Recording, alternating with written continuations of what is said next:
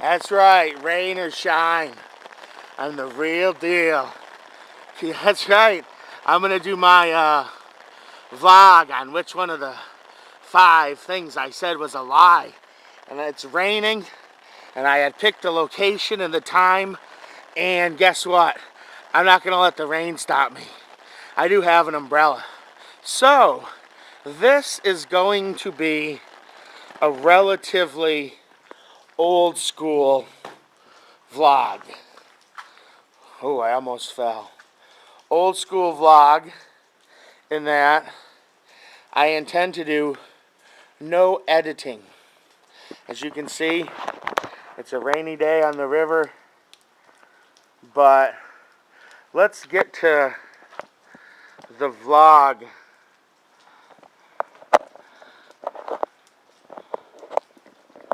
I know you all really want to see. So, let's have a spin. And it was a lot of fun making this vlog again. I do wish to thank the true Puka. There, can you see me? That's right, I'm crazy. I'm setting up a tripod while vlogging. I think you can. I think that's crooked. I think this tripod's crooked. Okay. So welcome to my vlog. I found a dry spot. How about that? Okay. So we had 5 things. First of all, the Beatles was a lie. That was supposed to be a lie. 2 people said it. I don't know why. The Queen of England, of course, was a lie. I had them set up as lies. That in back of me really is Canada. It's a fact. So you can see the Canadian boat right there. An interesting proposal was that none of them was a lie. They all were true. And that in and of itself was the lie. I thought that was kind of interesting, but wrong. One of them was a lie. So let's have the statistics. The Real Deal breakdown. This is coming to you from a Best Western Royal Plaza free stationery in Marlborough, Massachusetts, where I partied down after seeing The Dead. I know Ryan X Havoc lives not far from Marlborough, Massachusetts. Let me know, Ryan. So I did the crunch work, old school style, because this is old school. I'm going to tell you some stories. The Insane Asylum. First of all, I got 114 comments. Thank you. 49 of those comments were votes. And other wonderful comments as banter I love. I love talking with you. Always ask me questions. It's cool. So I got 49 votes. The Insane Asylum got 10 votes. Alcohol poisoning in Korea got 5 votes. Getting high with George Clinton got 11 votes. A 50-year difference between my parents got 17 votes. And the fat fetish Debukan in Japan got 6 votes. I win! The lie is number 2. First of all, I've never been, nor am I, much of a drinker. I'm just not a heavy drinker. Alcohol poisoning in Korea. That did happen to one of my good dear friends in Korea. A shout out, and to you who you are. So that's the lie. Only 5 people guessed it. 3 people gave me video votes, which was great. The Namo Namo, Forever Together, and Dirk Darkside 10. Forever Together, from the beginning, you and MRB31 were right. That was the line. I was worried early on that I was going to get played, but no, I played you, bitches. That's right. Okay, so, of course, that means all the others are true, so you might want to hear something about them. When I lived in the Philippines, I got to the point where, to be honest with you, I just, first of all, I was withdrawing from potent benzodiazepine that I had been prescribed probably too much of in Korea. And, boy, too much information, too fast, I know. And so that was really complicating matters. And I just got really freaked out with all the street kids and the imbalance and poverty. And at the time, I was going to bars where bar girls worked and bar finding a girl a night. And this is a time when I was in a serious relationship. Bar finding essentially means taking the girl out for the night to have sex with her. That's a fact. So all this swirling together in my mind pretty much caused me to have a total breakdown. I'm bipolar. A lot of you know that. I'm admitting it. Not that I'm ashamed. Obviously, I'm a successful individual, and I have had many wonderful adventures in my successful life.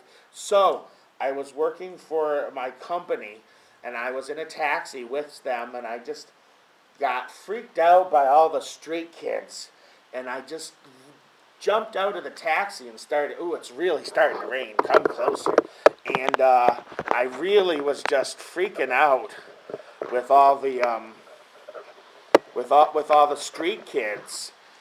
And I took off my shirt and jumped out of the taxi and took off my pants, and I was in underwear, but still, that's crazy to do for a Westerner in the Philippines. And so I was put in Perpetual Socorro Hospital. Not a mental hospital, but I was put under the care of one of the Philippines' most prominent psychiatrists. Again, stuff in the Philippines was cheap.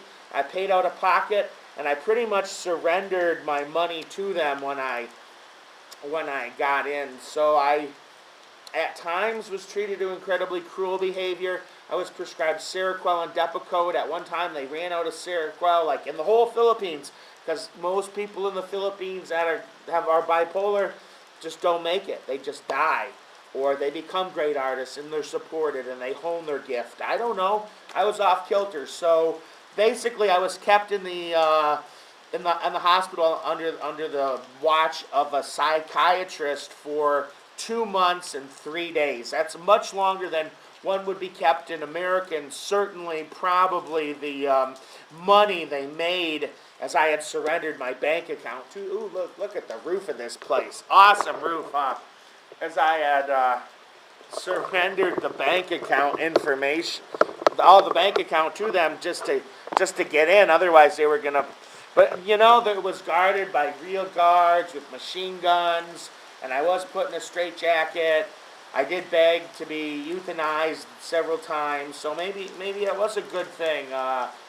I've only been back to an asylum once since then. Okay, number 2 was the lie. Then we had the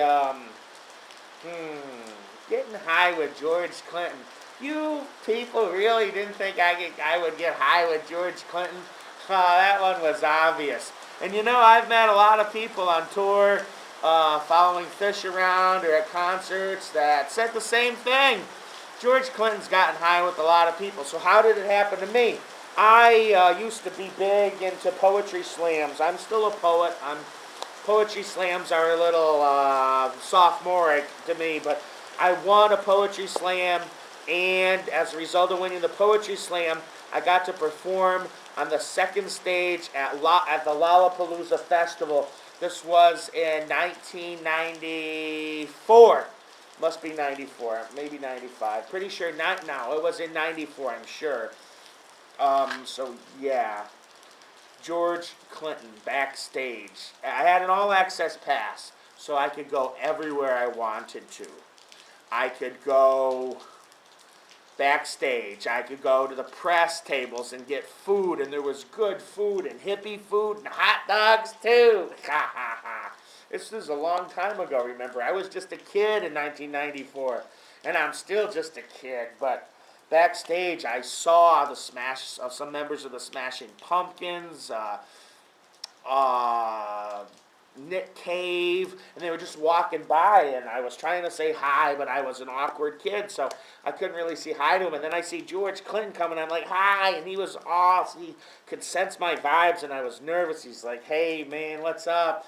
I'm like, hi, George Clinton. I'm a big fan of yours, and I had bought the three Parliament's main first Parliament Funkadelic CDs, the old school Hardcore Jollies, Uncle Jams, the old school real deal funk, the George Clinton stuff, and I was just talking to him, and he took me, we went back in his dressing room, and there were other Funkadelic members, and we got high, bitches.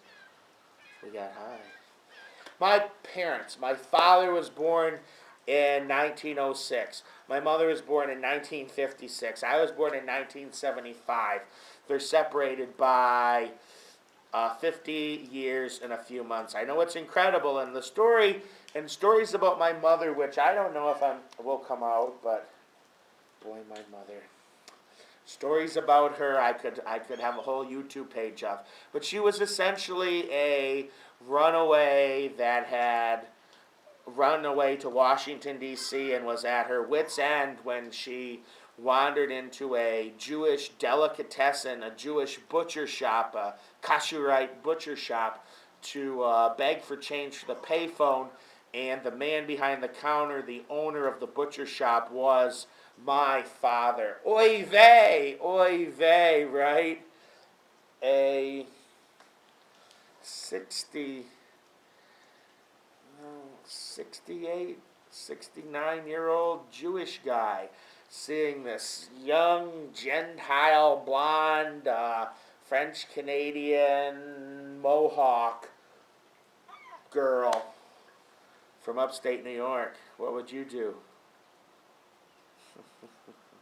And I'm flattered, only 6 of you went with the fat fetish, or what it's called, by the way, debukon, debu fetish, debu complex in Japanese. Oh, that's right, I had this woman, and she followed me to a sushi shop, and took my fish, and she was like, not that any kind of woman is unattractive, but a stalker and someone that gets right in your face no matter who they are is unattractive, right, people? You know it's true. So anyway,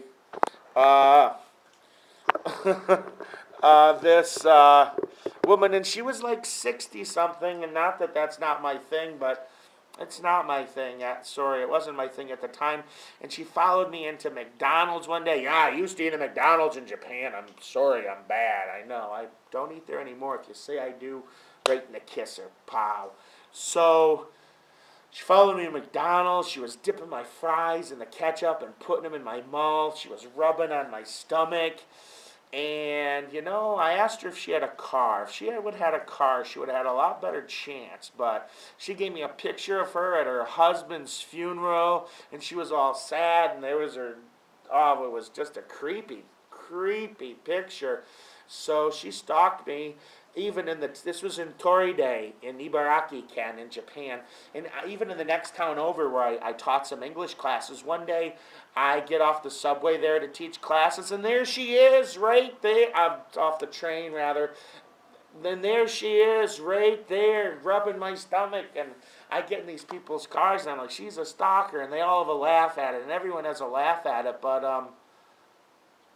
it wasn't cool. I mean, the fact that she got right up in my face, right up in my privacy, which is not common in Japan and not common in America, not common anywhere in the world. She was a straight up stalker, and I didn't like it. So, I love you all. Thank you for voting on this. Thank you, the True Puka, for tagging me. This turned into quite a robust, fun little project. I hope you enjoyed the stories, comments, questions. Those of you that were right, forever together from the beginning, you won the contest I'm not really having, but those of you that were wrong, yo,